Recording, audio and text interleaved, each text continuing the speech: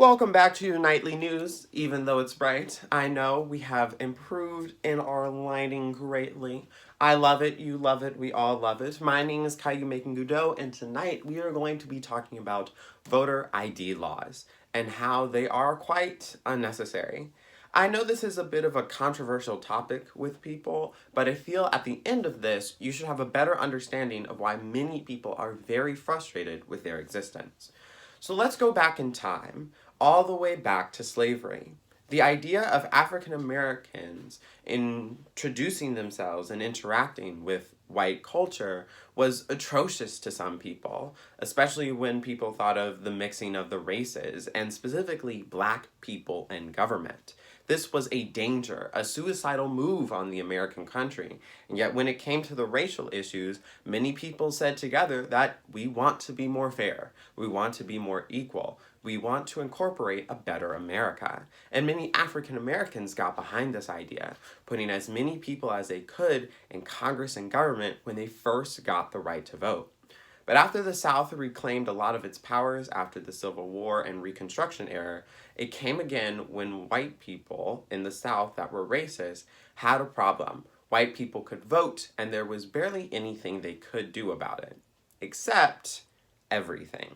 You see, when you're just given unlimited power and opportunity, and with no one keeping a close eye on you, you can actually get quite creative when it comes to oppression. Hence the idea, voter oppression. Basically, the sense goes as follows.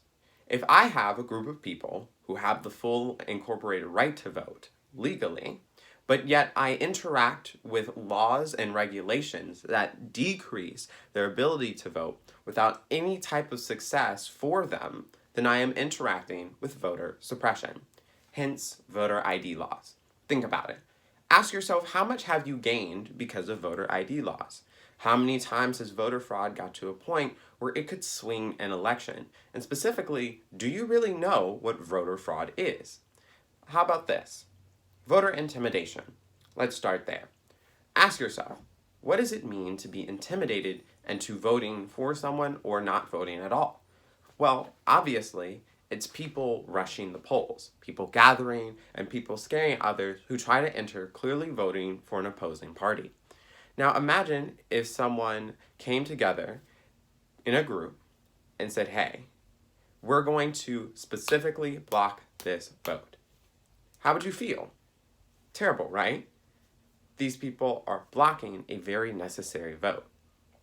Now, imagine if someone was to do this in a different way. Imagine instead of people standing at the polls, they stood at the voter registration booths or the DMV. This time, instead of looking you dead in your face wearing banners of the opposing party, they instead asked you a long list of unnecessary/useless questions, using up your time and your energy. Imagine they made this process feel like hours and made this process feel unnecessarily complicated and sometimes expensive. Going through all these types of form of IDs that really, at the end of the day, don't give the vote any more security.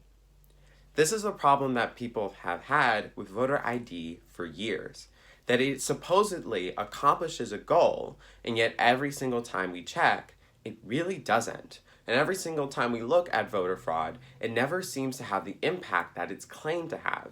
Everybody wants to boost up the idea that they're the oppressed people, that they're the silent majority, that they're the ones interacting in the real world, but other people are coming in and creaking on them, on spying on them, and peeking on them, and doing all of these types of things. When it comes to reality, places that just have a lot of Republicans truly do get Republican representation, and places that have a lot of Democrats truly do get a lot of Democratic representation, except when, of course, there are groups that aren't voting. This is the main goal of voter ID laws and the main reason we have to remove it. For the safety and loyalty of America. You have to make sure that people can vote and aren't having all these unnecessary things in the way. Not to say that people can't vote, which is something very different, but the discouragement of it is in itself inexcusable. Thank you and have a great time and a good morning, even though it's night.